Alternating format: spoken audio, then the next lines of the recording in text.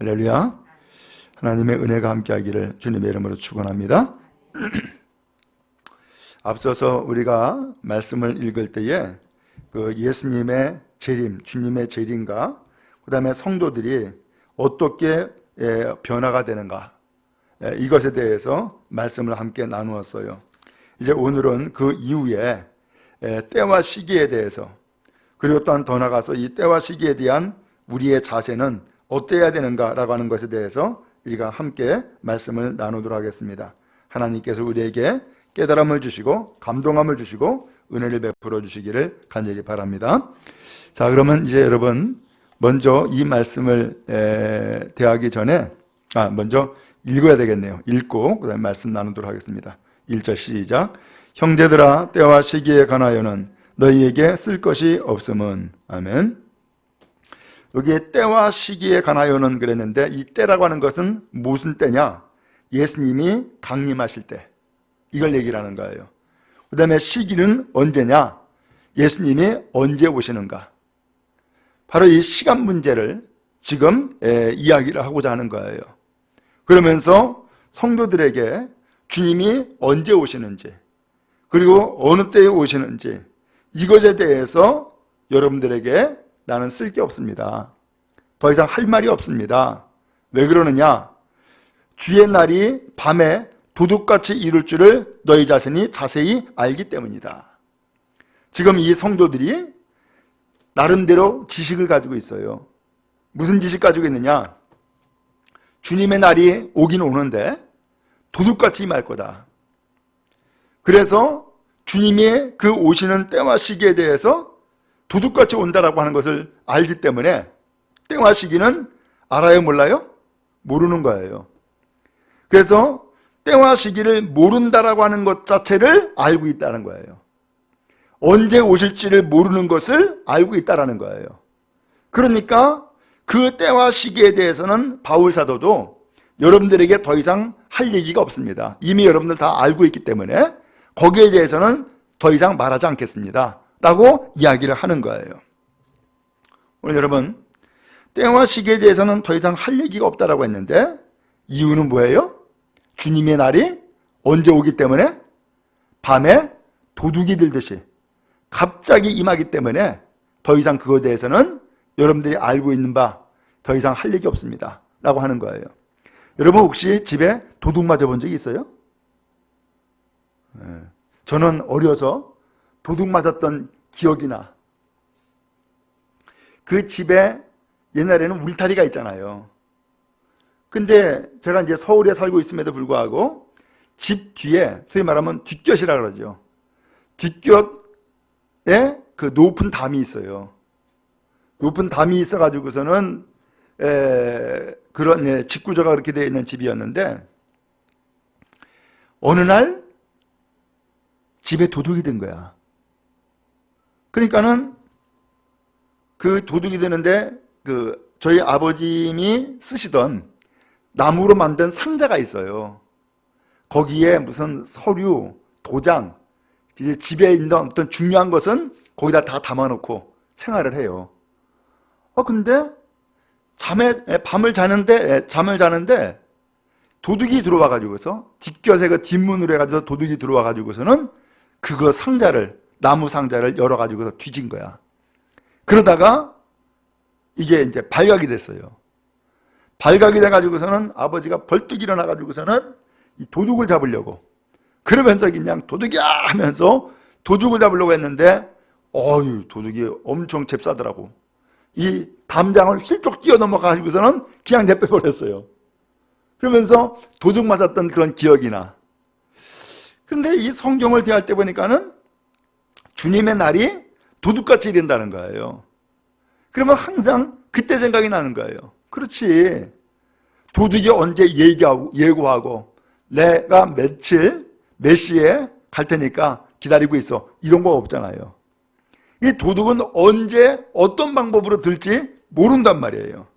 그런 것처럼 주님이 오시는 때와 시기도 똑같다는 거예요. 이것을 우리 성도들도 다 알고 있다는 거예요. 그러면 됐죠? 그 때와 시기에 대해서는 더 이상 할 얘기가 없는 거예요. 근데 오늘 이 성경에서 말씀하고자 하는 것은 그 때와 시기의 문제가 아니다라는 거예요. 주님의 재림은 때와 시기에 대한 문제가 아니다라는 거예요.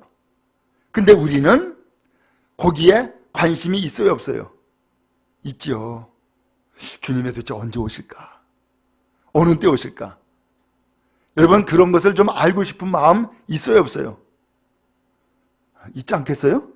네, 그럼 반응이 별로 없네. 그래서 보통 우리 사람들의 관심은 언제 종말이 오는 거야? 언제 주님이 오는 거야? 어느 때에 오는 거야? 이게 관심사예요. 그러니까 제자들도 예수님에게 그거 물어봤었고, 지금 이 데살로니가 교회 성도들도 그 때와 시기에 대한 관심이 많은 거예요. 근데요, 오늘 우리가 정말로 가져야 될 것은 그 때와 시기에 대한 관심을 가져야 할 것이 아니라는 거예요.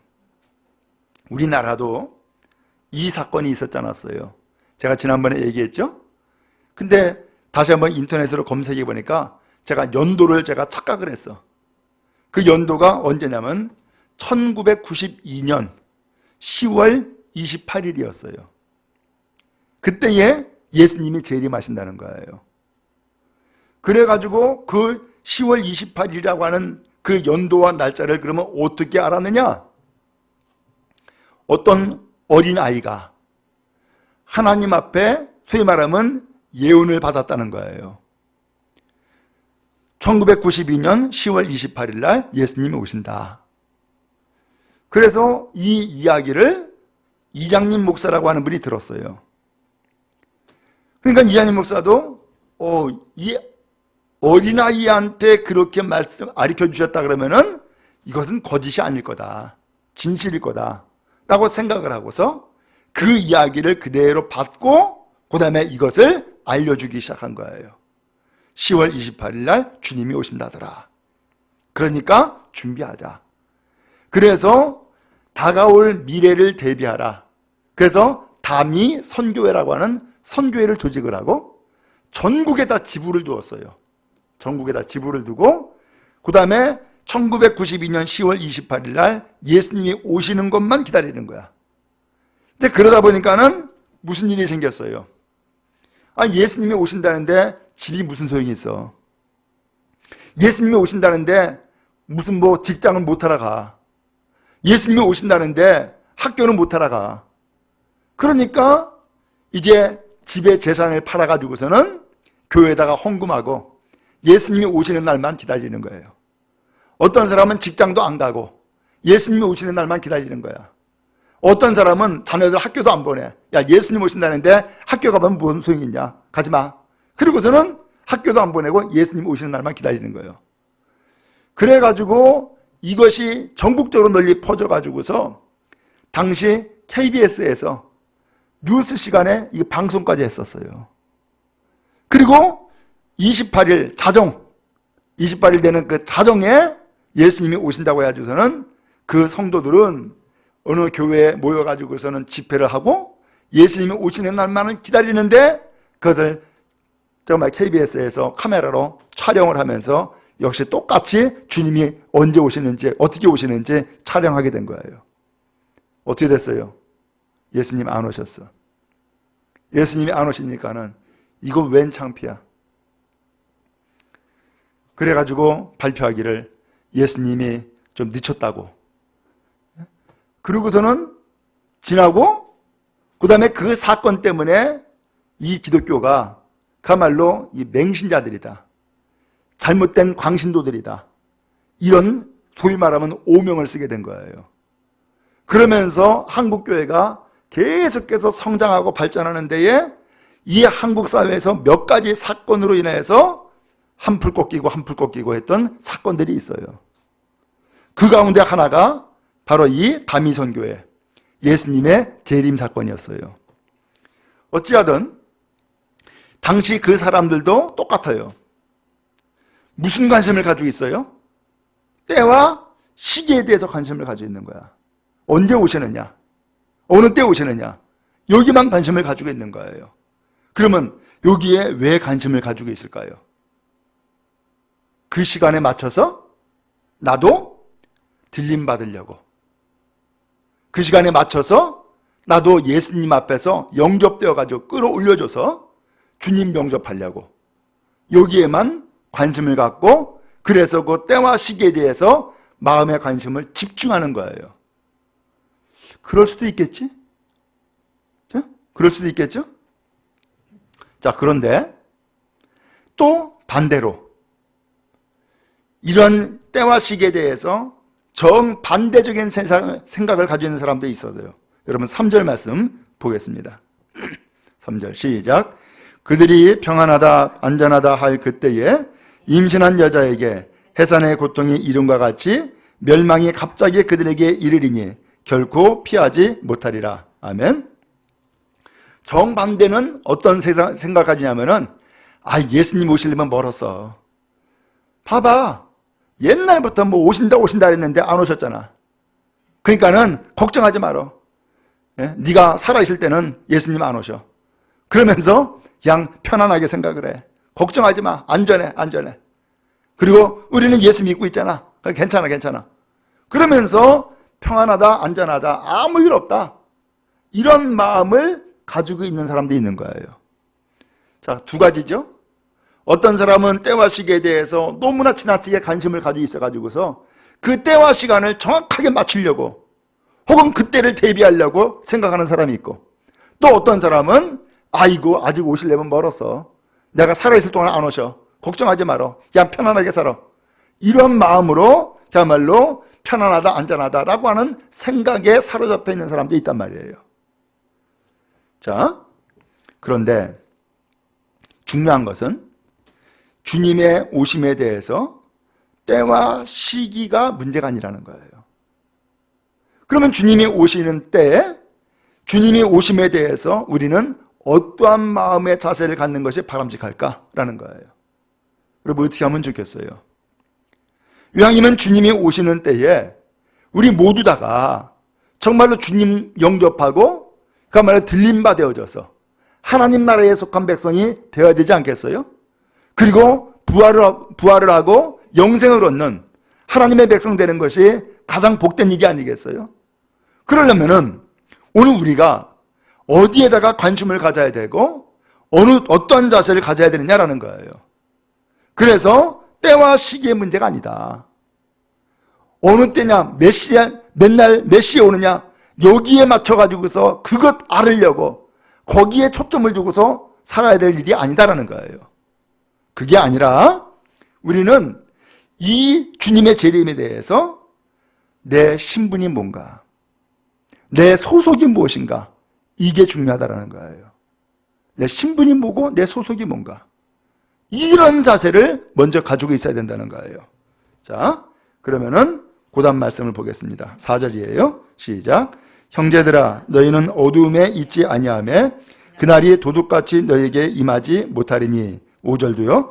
너희는 다 빛의 아들이요 낮의 아들이라. 우리가 밤이나 어두움에 속하지 아니하나니. 예. 형제들아, 4절에 이야기했죠? 그 다음에 5절에 너희는 그랬죠? 이 형제들이나 너희는 다 누구예요? 성도들 두고 하는 얘기예요. 성도들을.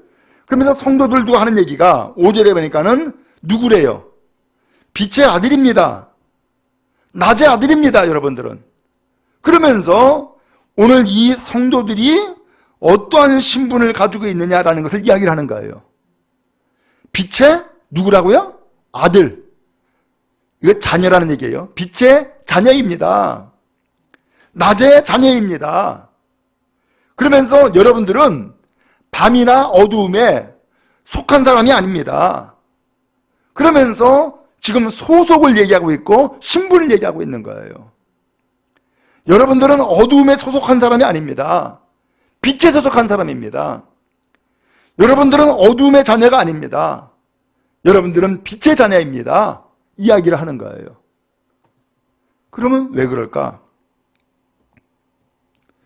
오늘 빛의 자녀들이 살아가는 삶의 방식이 있고 어둠의 자녀들이 살아가는 삶의 방식이 있다는 거예요. 먼저 4절에 보니까 형제들아 너희는 어둠에 있지 아니하며 그날이 도둑같이 너에게 임하지 못하리니, 그날이 주님이 오시는 날이죠. 주님이 임하시는 날 도둑같이 너에게 임하지 않는다, 이렇게 표현을 했어요. 그러면 이것을 그날을 안다는 얘기인가? 그게 아니라는 거예요. 도둑같이 임한다는 건 뭐예요? 언제 올 줄을 모르는 것이 도둑같이 임하는 것이죠. 근데 도둑같이 임하면은 어떤 일이 생겨요? 도둑같이 임하게 되면은 우리는 빼앗겨요. 잃어버린다고요. 도둑 맞는단 말이에요. 그러면 도둑같이 임하면은 무슨 도둑을 맞아요? 주님을 만나야 될 텐데 주님을 못 만나게 되잖아. 근데 믿는 성도들에게는 여러분들이 빛의 자녀고 빛에 속한 사람이기 때문에 도둑같이 그렇게 도둑 맞는 일이 없을 거라는 거예요. 도둑 맞는 일이 여러분들에게 없습니다. 이야기를 하는 거예요. 그러니까는 성도들은 빛의 자녀이고 빛에 속한 사람들이기 때문에 도둑이 임하지 않는다는 거예요. 도둑 맞지 않는다는 거예요. 그러면은 도둑 맞지 않는 것은 말씀을 드린 것처럼 예수님을 만나지 못한다거나, 예수님을 영접지 못한다거나, 예수님 앞에 들림받지 못한다거나 그런 일이 없다는 거예요. 오늘 이 사람들이 누구냐? 바로 자녀들이라는 거예요. 빛의 자녀들, 낮의 자녀들. 오늘 여러분, 우리는 예수를 믿기 때문에, 예수를 믿으면은 우리의 신분이 어떻게 돼요? 달라지는 거예요. 과거에는 예수를 믿기 전에는 죄의 종이었어요. 근데 예수를 믿음으로 우리는 신분이 완전히 바뀌어버렸어요. 뭘로 바뀌었어요? 하나님의 자녀, 하나님의 아들로 신분이 바뀐 거예요. 그렇기 때문에 하나님이, 곧 하나님의 아들이신 예수님이 이 세상에 오시는 것은 우리를 멸망시키려고 오는 것이 아니라 오늘 우리를 구원하기 위해서 온다는 거예요.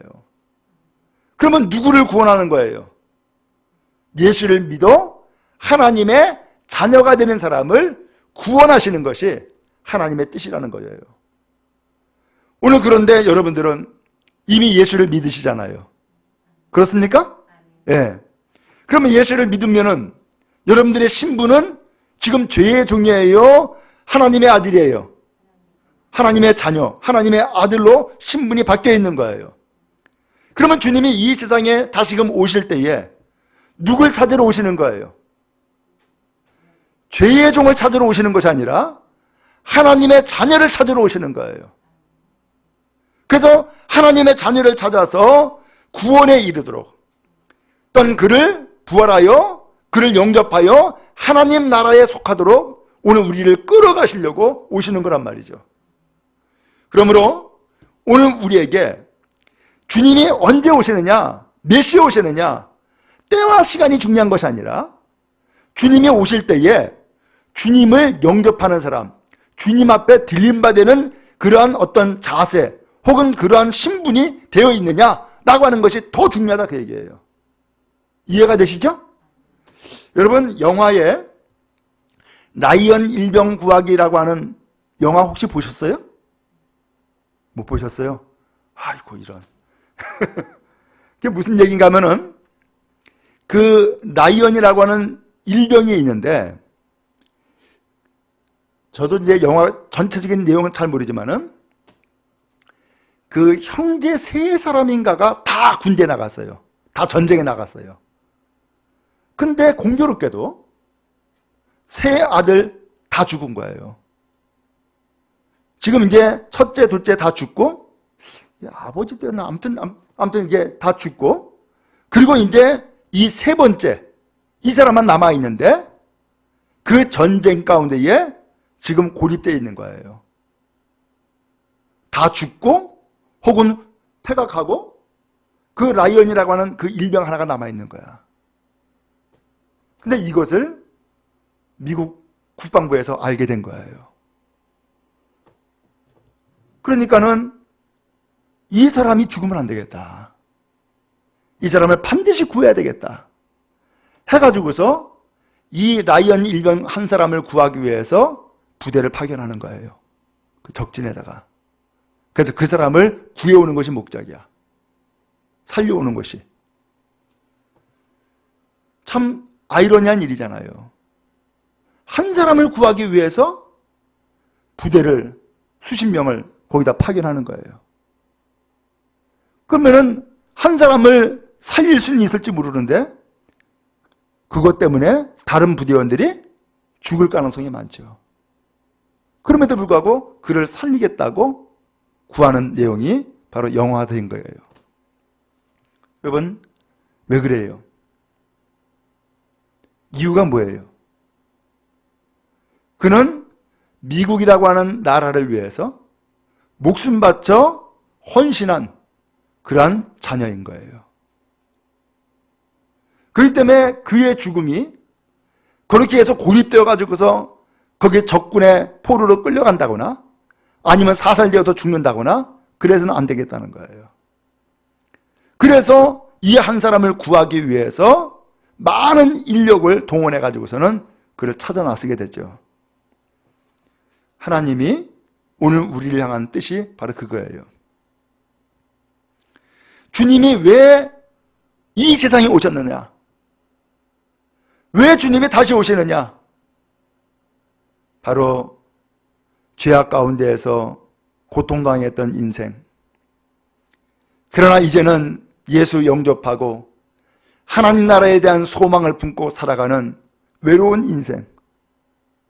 이 사람을 건지기 위해서 예수님은 이 세상에 오셔서 오늘 이 사람을 영접하고 다시금 하나님의 나라, 천국의 백성이 되어지도록 이끌어 가신다는 거예요. 그러니까 중요한 것은 뭐예요? 그 사람이 신분이 누구냐? 소속이 뭐냐? 이게 중요하단 말이죠. 이것이 바로 예수님을 영접할 수 있는 자격이 되어지는 것이고 들림받는 그런 자격이 되어지는 거란 말이죠. 그러므로 엉뚱하게 언제야? 메시야? 이거보다 더 중요한 것은 오늘 우리가 어떠한 신분을 가지고 있는가? 어떠한 소속으로 살아가고 있느냐라고 하는 것이 훨씬 더 중요한 문제입니다. 이것을 바울 사도가 알려주는 거예요. 여러분, 그런 의미에서 우리도 언제 오시는가, 몇 시에 오시느냐, 혹시 거기에 관심 가지고 있나요? 아니면 정반대로 주님이 오시긴 뭐 언제 오셔? 아예 안 오셔. 아니면은 아이고 오시려면 아직도 멀었어. 그러면서 오늘 우리가 혹 나태함에 빠지거나 게으름에 빠지거나 혹은 주님이 다시 오시는 것에 대해서 소망이 없이 살아간다거나 그러한 것은 다 극단적으로 서로 합당한 것이 아닌 것이죠. 바람직한 것은 뭐예요? 오늘 우리의 신분을 분명히 하는 거예요. 우리의 소속을 분명히 하는 거예요. 그런 의미에서 오늘 여러분의 신분은 빛의 자녀요, 낮의 자녀인 것을 기억하고 빛된 삶을 살아가는 은혜가 임하기를 간절히 바랍니다. 자, 그래서 6절에서 이렇게 말씀합니다. 6절 또 읽겠습니다. 시작. 그러므로 우리는 다른 이들과 같이 자지 말고 오직 깨어 정신을 차릴지라.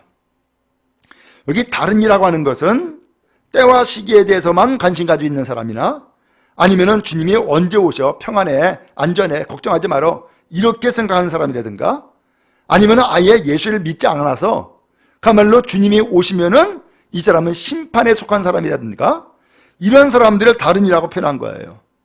다른 사람들처럼 그렇게 생각하지 말아라. 그러면서 뭐라 그랬어요? 자지 말고 오직 깨어 정신 차려라. 이 말씀을 하고 있어요. 여기 자지 말라라고 하는 이 말씀은 그렇다고 해서 우리가 밤에 육신적으로 잠 안 자고 밤새도록 눈 뜨고 있어야 된다. 이 얘기가 아니에요. 여기 잠을 잔다라고 하는 이 표현이라고 하는 것은 아무 일도 안 하는 것. 이걸 얘기를 하는 거예요. 아무 일도 하지 않는 것. 이것을 잠자는 것이라고 표현한 거고요. 오직 깨어 정신을 차려라. 이제는 깨어서 정신 차려야 된다. 이 말씀을 하고 계시는 거예요. 또 실제로 보니까는 자는 자들은 밤에 자고 취하는 자들은 밤에 취하되. 그렇죠? 그야말로 아무것도 하지 않는 사람, 그 전부 다 밤에 잠을 자는 거예요. 밤에 그렇게 그야말로 어둠의 일을 한다는 거예요. 취하는 자들 밤에 취한다는 거예요. 오늘 이것이 밤의 사람들, 어둠의 사람들의 삶의 모습이라는 거예요. 그러나 오늘 우리 성도들은 빛의 자녀이고 낯의 자녀이니까 그런 어둠에 속한 일을 하지 말고, 그 다음에 그야말로 어둠에 속한 자녀들처럼, 그런 사람들처럼 그렇게 살아서는 안 됩니다 라고 이야기를 하는 거예요. 그러면 이제 우리는 어떻게 살아야 될까? 8절 말씀이에요. 8절 시작. 우리는 낮에 속하였으니 정신을 차리고 믿음과 사랑에 호신경을 붙이고 구원의 소망에 투구를 쓰자. 아멘. 자, 여기도 속하였다라는 표현이 나오죠. 밤에 속했대요, 낮에 속했대요. 우리는 낮에 속했다는 거예요. 그러니까 오늘 우리에게 두 가지를 하자라고 표현하고 있는데, 첫 번째로는 정신 차리고, 그 다음에 믿음과 사랑에 뭘 붙이자고요? 호신경을 붙여라. 호신경이 뭐냐면은, 여러분 전쟁에 나가는 군사들을 보면은 옛날에는 여기에다가 소위 말하면 방탄조끼처럼 가슴을 딱 가슴 모양으로 해서 철판을 딱 붙였어요. 철판을. 옛날 영화들 보면 여러분 아시겠죠? 철판을 붙였어요. 왜요? 여기가 중요하니까. 여기에 뭐가 있어요? 심장이 있잖아. 여기에 화살 맞거나 칼을 맞거나 혹은 총에 맞거나 그러면 안 돼. 그러면 죽으니까 이것을 보호하기 위해서 여기다가 호신경을 붙여요. 호신경을. 그런데 호신경을 붙이는데 이 호신경을 뭐라고 표현하냐면 믿음과 사랑의 호신경이다 표현을 했어요. 그러면 이 마음을 여기서 표현하고 있는 건데, 이 마음이 무슨 마음을 가지라는 거예요? 믿음의 마음을 갖고, 그 다음에 무슨 마음을 가지라는 거예요? 사랑의 마음을 가지라는 거예요. 그러면 믿음의 마음은 누굴 믿는 거예요? 예수를 믿는 것이고요. 사랑은 누구를 사랑하는 거예요? 예수를 사랑하는 거예요. 그러한 마음을 우리가 가지고 있어야 됩니다. 그런 사람이 정말로 주님이 오시는 날을 정말로 기다리는 사람이고, 또한 주님을 영접하기에 합당한 마음을 가진 사람입니다. 이야기를 하는 거죠. 그 다음에 또 구원의 소망에 뭘 쓰자? 투구를 쓰자 그랬죠. 투구는 뭐예요? 머리에다가 쓰는 거예요. 그러면 머리에다가 쓰는데 오늘날은 이 머리에다가 소위 말하면 철모라고 쓰죠. 그럼 머리에다가 왜 써요? 머리도 심장만큼이나 중요해. 머리도. 그래서 예를 들면 머리에 총을 쏴가지고선 구멍을 내면은 그 사람 즉사합니다. 죽습니다. 머리에서 모든 명령이 다 나가요. 그래서 머리가 망가지면은 그건 끝나는 거란 말이에요. 그런데 이 머리에 투구를 쓰는데 어떤 투구였어요? 구원의 소망의 투구를 쓰자. 그래서 나를 구원하실 분은 오직 예수 그리스도, 그분을 소망하는 그러한 투구를 쓰고서 우리는 방비하자, 대비하자, 이 말씀을 하는 거예요. 여러분 그렇죠? 아니 주님이 오시는 시간, 주님이 오시는 시기, 그게 왜 중요해요? 그거보다 더 중요한 것은 주님이 오심으로써 내가 주님 앞에서 영접되어지고 공중으로 끌어올려서 오늘 우리가 새 생명을 얻고 천국의 삶을 살아가는 구원받은 사람으로서의 삶을 살아가는 것, 이게 중요한 것이지 언제 몇 시에 오느냐라는 것이 중요한 문제가 아니란 말이죠.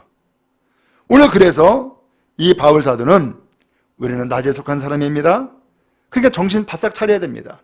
마음으로는 믿음과 사랑에 호신경 붙이고 머리에는 구원의 소망에 투구를 씁시다. 그러면서 예수님이 오실 것을 기다립시다. 이것을 이야기한 거예요. 자, 9절 말씀을 보겠습니다. 시작. 하나님이 우리를 세우심은 노하심에 이르게 하심이 아니요 오직 우리 주 예수 그리스도로 말미암아 구원을 받게 하심이라. 아멘. 하나님이 우리를 세우셨대요. 이 세웠다라고 하는 이 표현은 또 다른 표현으로는 하나님의 우리를 택하셨다는 거예요. 하나님이 오늘 우리를 정해주셨다는 거예요. 너는 하나님의 자녀야. 너는 하나님의 택한 백성이야 하고서는 정해 주신 거예요. 그러면 하나님이 우리를 왜 뽑아주셨느냐? 왜 정해주셨느냐? 이유는 오늘 우리에게 노하심, 진노를 하시려고 우리를 뽑으셨나요? 아니라는 거예요. 오늘 우리에게 진노를 당하게 하려고 우리를 뽑은 게 아니고 오직 우리 주 예수 그리스도로 말미암아 뭘 받게? 구원받게 하시는 것이 주님의 뜻이라는 거예요. 아멘? 예. 그러니까 오늘 나를 왜 교회를 다니게 했을까? 왜 나를 예수 믿게 했을까? 왜 나를 하나님의 말씀을 이 시간 동안 들을 수 있게 했을까? 이것은 너 진노받아라 이게 아니고 오히려 그 진노하신 가운데에서 무엇을 얻도록? 구원을 얻도록. 이것이 주님의 진정한 뜻이라는 거예요. 그럼 여러분, 주님의 뜻이 오늘 나의 삶에 새겨져 있음을 기억하기 바랍니다. 주님의 뜻이 뭐라고요? 내가 구원받는 거예요. 멸망에 이르는 것이 아니에요. 그러므로 혹 우리가 신앙생활 할 때에 생각을 잘못해가지고서 하나님이 나에게 벌 주나 봐, 혹은 하나님이 나를 싫어하나 봐, 혹은 하나님 앞에 나 진노받았어, 이렇게 함부로 얘기할 수가 없어요. 함부로 얘기할 수가 없어요. 오늘 우리는 하나님의 뜻이 나에게 있구나 늘 기억하시고, 하나님의 뜻은 내가 멸망당하는 것이 아니고 뭘 얻는 거라고요? 구원 얻는 것이 하나님의 뜻이다. 늘 기억하시면서 하나님의 뜻을 이루어 나가는 삶을 우리가 살아가야 돼요. 그러면 하나님의 뜻을 이루어 나가는 삶을 살아야 되는데 어떻게 그런 삶을 살아갈 수 있는 거예요? 오늘 우리는 마음을 품되 바로 주님을 영접하는 마음, 또 주님을 믿고 사랑하는 마음, 이 마음을 품고 또 우리랑 머리로 생각을 하되 하나님의 뜻은 내가 구원받는 거야 라고 하는 생각을 늘 간직하고 그 길에 합당한 생각을 하고 그 길에 합당한 길을 가는 여러분 되어지기를 간절히 바랍니다. 그래서 내가 생각을 해도 멸망의 생각을 하는 것이 아니라 구원의 생각을 하고요, 내가 말을 해도 멸망의 말을 하는 것이 아니라 구원의 말을 하는 것이고요, 내가 걸음을 띄워가지고서 무엇인가 간다 할지라도 멸망의 길을 가는 것이 아니라 구원의 길을 가는 거예요. 그게 뭐예요? 하나님의 뜻을 내가 이루어 가는 거예요. 하나님은 그렇게 살기를 원하시는 거예요. 근데 자칫 잘못 생각하면은 꼭 청개구리처럼 생각하는 경우가 있어요. 하나님의 뜻을 정반대로 받아들여. 그러면서 꼭 그야말로 구원받지 못할 생각을 하고 구원받지 못할 길을 하고 구원받지 못할 길을 가면 그것은 하나님의 말씀을 따르는 것이 아니고 하나님의 뜻을 거역하는 길로 지금 나아가고 있는 거예요. 그럼 여러분, 하나님을 믿고 섬기는 것은 정말로 단순해요. 오늘 하나님이 자동적으로 딱 이루어주세요 이게 아니라 하나님의 말씀과 하나님의 뜻은 분명하니까 나는 그 말씀과 그 뜻이 이루어지도록 내가 순종함으로 살아가는 거예요. 오늘 그것이 하나님의 원하시는 바인 거예요. 그래서 하나님의 말씀을 이루어나가는 우리 모두 다 되기를 간절히 바랍니다. 10절 말씀을 또 보겠습니다. 시작. 예수께서 우리를 위하여 죽으사 우리로 하여금 깨어있든지 자든지 자기와 함께 살게 하려 하셨느니라. 아멘. 이제 주님의 분명한 목적은 오늘 우리와 함께 사는 것이 목적이라는 거예요. 함께 사는 것. 그래서 깨어있든지 자든지라고 했는데 이것은 무슨 얘기냐면은 지금 아직까지 살아있든지 아니면은 이미 먼저 예수 믿는 가운데서 죽었든지 오늘 주님이 원하시는 것은 주님과 함께 살기를 원하신다는 거예요. 그래서 언제나 우리와 함께 하시는 것이 주님의 뜻이라는 거예요. 그럼 여러분, 우리는 언제나 자든지 깨어있든지 주님과 함께 살기를 소망하고 주님과 함께 가는 복된 길 다 갈 수 있기를 간절히 바랍니다. 이제 마지막 말씀이에요. 11절입니다. 시작. 그러므로 피차 권면하고 서로 덕을 세우기를 너희가 하는 것 같이 하라. 아멘. 피차 권면하라? 이건 누가 누구에게 권면한다는 거예요? 성도가 성도에게. 지금 이 말씀을 하고 있는 것은 앞에 1절에 나온 것처럼 형제들아, 형제 여러분, 혹은 성도 여러분, 때와 시기에 대해서 나는 여러분들에게 할 말이 없습니다. 여러분들은 주님의 날이 도둑같이 이룰 것을 자세히 알고 있으니까 난 거기에 대해서 더 이상 할 얘기는 없습니다. 이렇게 얘기한 거거든요. 그런데 이 때와 시기에 대해서 관심 가지고 있는 사람들도 있고, 또 어떤 사람은 괜찮아, 아무 일 없어, 평안해, 안전해 라고 하는 사람도 있단 말이에요. 이 양쪽의 이 사람들은 정말로 본질을 잃어버리고 주님의 재림에 대해서 잘못된 생각을 하고 있는 사람인 것이죠. 그럼 이 사람도 어떻게 하겠어요? 그래, 그건 네 생각이지? 그래, 그건 네가 생각하는 대로 살아. 이러면 안 되잖아요. 아무 일 없다고? 그건 네 생각이지? 그래, 그러면 네가 생각하는 대로 살아. 그럼 어떻게 되겠어요? 주님이 정작 오실 때에 이 사람들이 주님을 제대로 영접할 수 있겠어요? 혹은 주님 앞에 들림받을 수 있겠어요? 곤란한 문제가 생길 수 있겠죠?